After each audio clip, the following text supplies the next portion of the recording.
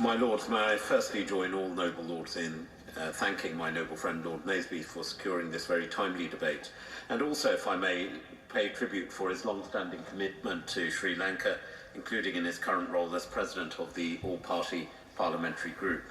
I would also like to thank all noble lords for their very thoughtful contributions to this debate, which comes at an important point, as we've been reminded, in the approach to the 40th session of the United Nations Human Rights Council in Geneva, which I and my right honourable friend, the Foreign Secretary, hope to attend, and its assessment of progress made by Sri Lanka in implementing its commitments under Resolution 30/1.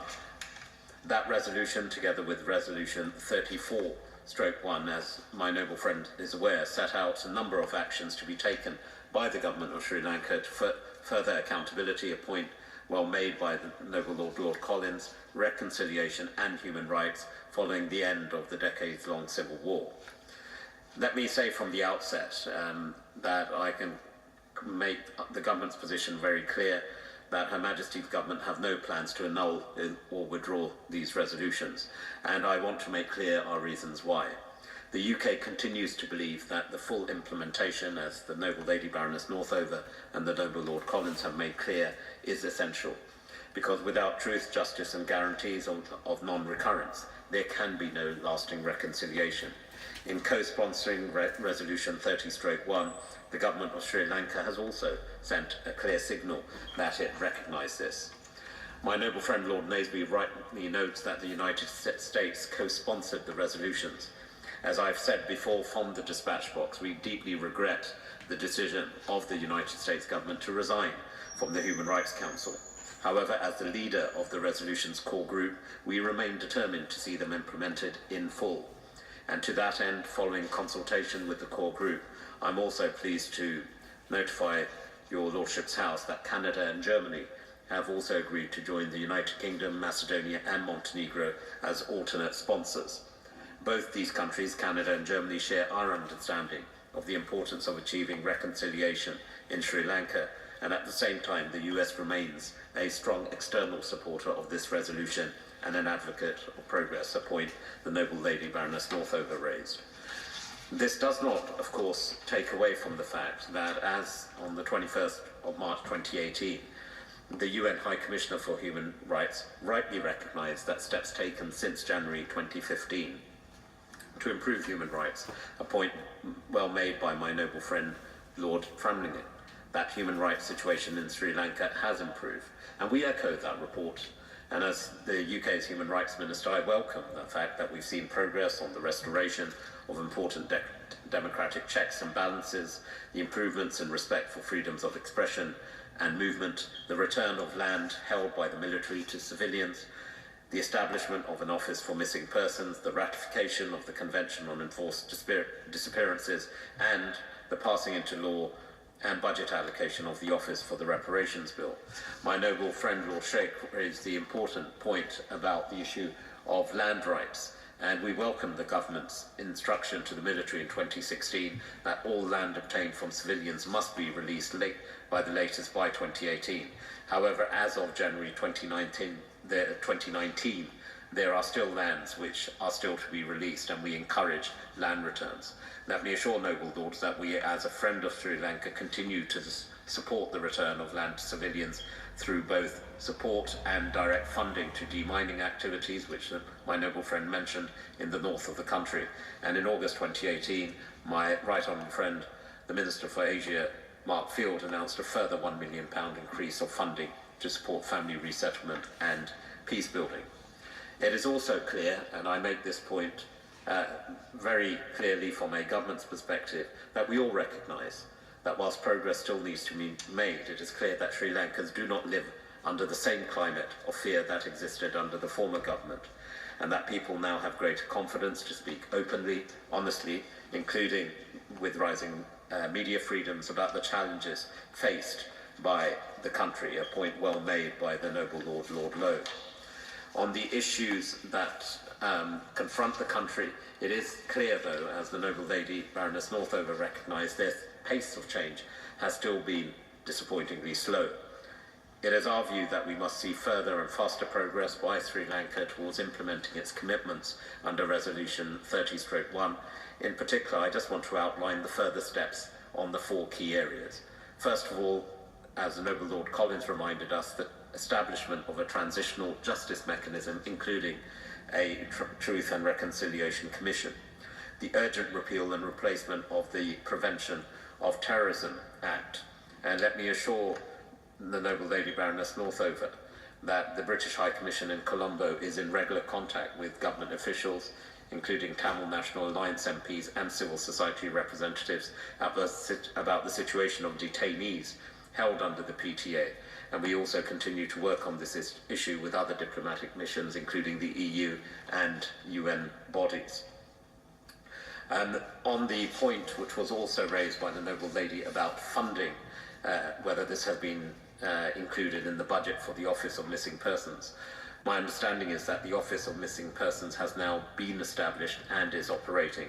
However, I believe the final decision has yet to be taken on the funding to establish the Office for Reparations. These again underline the importance that the only means by which the legacy of Sri Lanka's recent conflict can be addressed and lasting reconciliation can be achieved if we see further progress in this regard. In this regard, also, as the Noble Lady Baroness Northover rightly pointed out, there were deep concerns by recent political developments towards the end of 2018, when President Sirisena dissolved the Parliament, apparently in an unconstitutional manner, in an attempt to dismiss Prime Minister Wickremesinghe and install former President Rajapaksa in his place. Ultimately, the peaceful resolution of the 51-day crisis was a welcome indication, as noble lords have recognised, of the resilience, and we need to recognise that, the progress that's been made in Sri Lanka's judicial and democratic institutions, and of the effective checks and balances between state powers. This is an important step forward. But there were 51 more days when progress towards a reconciliation did come to a halt. Let me assure noble lords, we have repeatedly urged the government of Sri Lanka to go further and faster. Recently, I myself met with the Minister for Finance and Mass Media, Mangla Samavira, here in London, who has been a strong supporter of Sri Lanka's commitments to Resolution 30/1. I met him on the 21st of January.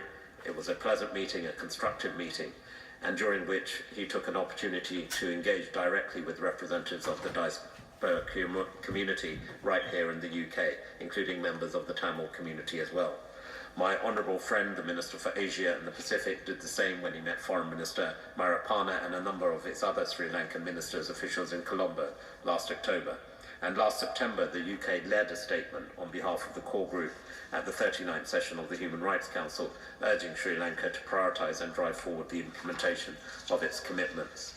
The Noble Lady Baroness Northover asked specific questions about CSF funding. We are currently providing £8.3 million of funds for the period and current period, and in terms of future funding, we are currently evaluating projects and proposals for the continuation of this funding. She also asked a question related to whether the President will appoint commissioners for the Office of Missing Persons. We hope and expect that the President Sirisena will appoint commissioners that command the full support of all communities. The Noble Lord Collins asked an important question on the issue of the current situation in terms of accountability. And there has been progress. The United Kingdom government is a friend of Sri Lanka, and the British government has supported projects to ensure a zero-tolerance approach to rape and gender-based violence in Sri Lanka, and this has included funding of helpline for victims of domestic abuse and also increasing police support for women and children. And let me assure the Noble Lord, the UK continues to support efforts by the Sri Lankan government to develop a more professional and accountable police force, including increasing gender-sensitive police forcing. We have also raised issues across the whole spectrum of human rights and indeed continue to support various NGO organisations working in the community, including support for Sri Lankan's LGBT community. Let me be very clear, and let me assure all noble lords, that the United Kingdom is a friend of Sri Lanka. We have made a long-term commitment to work with Sri Lanka on improving human rights and supporting the reducing of the country, supporting the rebuilding of the country after 3 decades of conflict. Our £8.3 million of funding over 3 years is an example of this work. And in this regard, on the strength of the relationship we had, I know my noble friend Lord Sheikh mentioned the positive outreach which is conducted by the High Commission here in London, and I myself am very much looking forward to paying tribute to the strength of our bilateral relationship with Sri Lanka when I speak at the Sri Lankan High Commission tomorrow in recognising and celebrating Independence Day.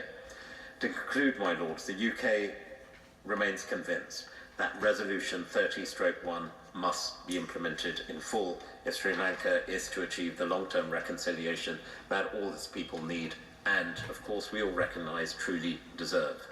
We recognise progress has been made, as my noble friend in tabling this debate has highlighted, but we also believe that with a concerted effort by Sri Lanka and support from other co-sponsors, the United Kingdom being one of them, as well as external advocates including the United States, the European Union and UNHRC, amongst others, Resolution 30/1 can be fully implemented.